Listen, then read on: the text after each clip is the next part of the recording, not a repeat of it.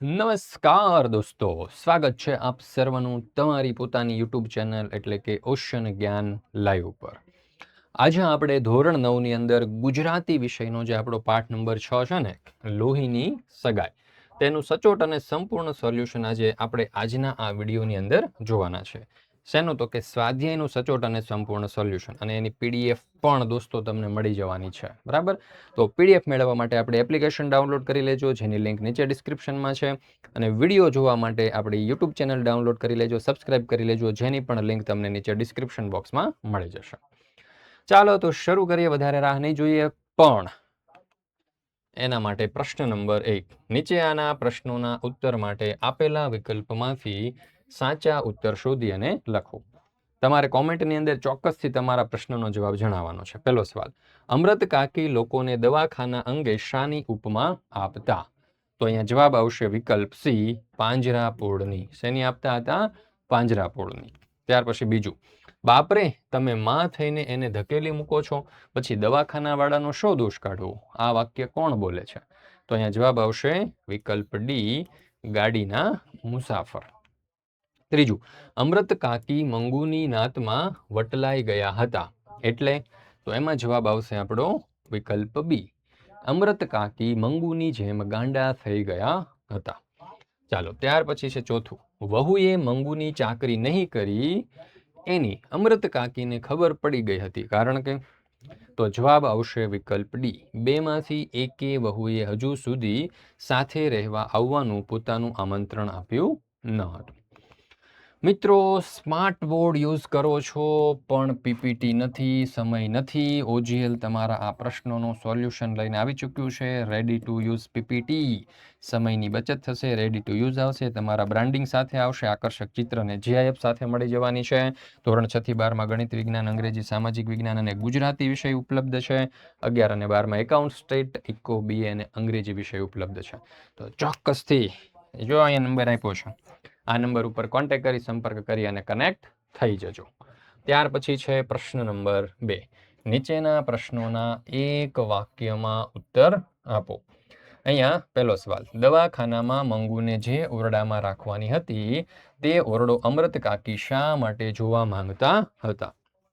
ઉત્તર: દવાખાનામાં દર્દીઓને મળવા આવેલા મુલાકાતીઓ વિદાય લેતા હતા ત્યારે દર્દીને અંદરના ખંડમાં લઈ જવા પૂરતું જ બારણું ખુલતું. એક તક ઝડપી લઈ અમૃત કાકીએ 2-3 વખત અંદર જોયું. અંદર 3-4 સ્ત્રીઓ વાળ ફગફગતા હતા અને સ્ત્રીઓ અસ્તવ્યસ્ત કપડામાં ફરતી હતી. એક સ્ત્રીએ તો એમની સામે જોઈને છાતી કૂટી અને આંખ ત્રાંસી કરીને એવી રીતે જોયું કે તેઓ છળી ગયા. આ દ્રશ્ય જોયું એટલે અમૃત કાકી દવાખાનામાં મંગુને જે ઓરડામાં રાખવાની હતી એ ઓરડામાં જોવા માંગતા હતા. બીજો સવાલ: અમૃત કાકીએ દવાખાનામાં મંગુ માટે કરેલી ભલામણો નોંધો. તો જોઈએ જવાબ. અમૃત કાકીએ દવાખાનામાં મંગુ માટે પરિચારિકાઓને કેટલીક ભલામણો કરી. મંગુને મૂંગા ઢોર જેટલું ભાન નથી, એ સૂકો રોટલો ખાતી નથી. સાંજે વાળુમાં રોટલો દૂધમાં ચોળીને આપજો, દૂધ ના હોય તો દાળમાં ચોળીને આપજો, અને દહીં બહુ ભાવે છે. દરરોજ તો ના બને, પણ બીજે ત્રીજે દાડે દહીં આપજો. એ માટે વધારાનો ખર્ચ થશે તો અમે આપીશું. જે એની ચાકરી કરતું હશે તેને પણ રાજી કરીશું. ધોરણ 9 અને 10ના વિદ્યાર્થીઓ માટે આપણે ઓનલાઈન ટ્યુશન ક્લાસીસ દોસ્તો શરૂ કરી દીધા છે. એનું નામ છે બ્રહ્માસ્ત્ર બેચ. આખા વર્ષની ફી માત્ર 2200 રૂપિયા. સાથે સાથે આઈએમપી બેચ પણ ફ્રી, પેપર સોલ્યુશન બેચ પણ ફ્રી, નેવિગેટર પણ ફ્રી અને હેન્ડ રિટન બુક પણ ફ્રી. બધું જ 2200 રૂપિયામાં આવી જશે. નેવિગેટર અને હેન્ડ રિટન બુક તો તમારા ઘરે પાર્સલ દ્વારા અમે મોકલાઈ દઈશું. તો હવે કરો કંકુના મિત્રો, રાહ ન જુઓ, ફટાફટ કરો શરૂઆત, કારણ કે અહીંયાથી તમારી પ્રગતિની શરૂઆત થવાની છે દોસ્તો. બરાબર?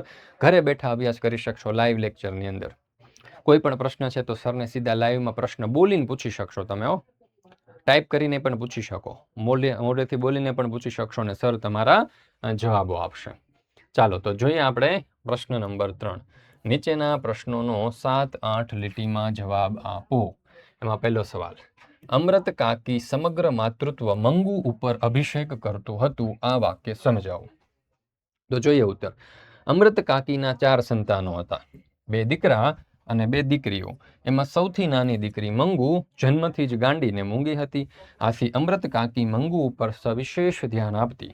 અમૃત કાકી એના ઉછેર અને ચાકરીમાં કોઈ કસર રાખતા નહીં, કેમ કે મંગુને જાડો પેશાબ ક્યાં કરાય અને ક્યાં ન કરાય તેનું ભાન પણ નહોતું. અમૃત કાકીને મન જાણે મંગુ જ એમનું એક સંતાન હોય. રજાઓમાં એમના દીકરાઓ અવારનવાર ઘેર આવતા ત્યારે અમૃત કાકીનું ઘર એમના પૌત્ર પુત્રીઓના ખિલખિલાટથી ગુંજી ઉઠતું, પણ અમૃત કાકીને એ જોઈ આનંદ થતો નહીં. તેઓ ભાગ્યે જ એમને તેડતા, રમાડતા કે લાડ લડાવતા. અમૃત કાકીની વહુઓ ફરિયાદ હતી કે તેમને દીકરાના બાળકો દીઠા ગમતા નથી. એક ગાંડા હીરાને જ છાતીએથી અળગી કરતા નથી. મંગુને ખોટા લાડ લડાવીને તે જ વધારે ગાંડી કરી મૂકી છે. આવું કેટલું એમની દીકરીએ પણ સંભળાવી દીધું હતું.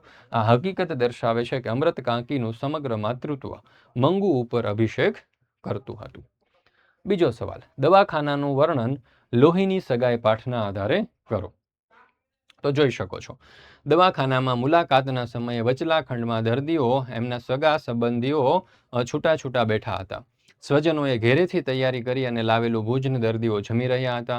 પરિચારિકાઓ દર્દી સાથે હસીને વાત કરતી હતી. એક ગાંડીબાઈને પરિચારિકા એના ઘણીએ લાવેલા ખાવાનું ખાઈ લેવા પ્રેમથી સમજાવ્યું, પણ પેલી ગાંડીબાએ છણકો કર્યો. પરિચારિકાએ સહેજ પણ ખીજાયા વગર પાણીનો લોટો લાવી એનું મોં ધોવડાવ્યું અને નેપકિનથી એનું મોં લૂછ્યું.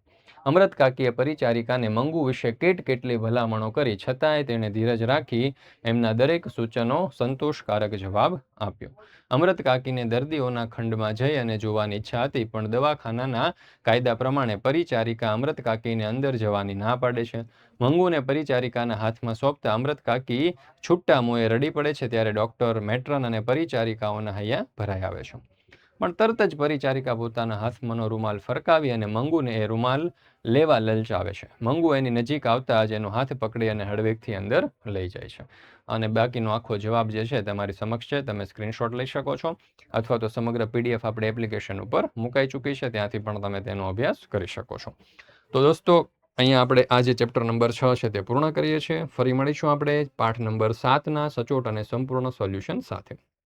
મિત્રો, આ વિડીયો પસંદ આવ્યો તો લાઇક કરવાનું, તમારા મિત્રો સાથે શેર કરવાનું અને સરસ મજાની કોમેન્ટ આપવાનું ભૂલશો નહીં. ફરી મળીશું આપણે પાર્ટ 7 સાથે. ત્યાં સુધી રજા લઉં છું. જય હિન્દ, જય ભારત, જય જય ગરવી ગુજરાત.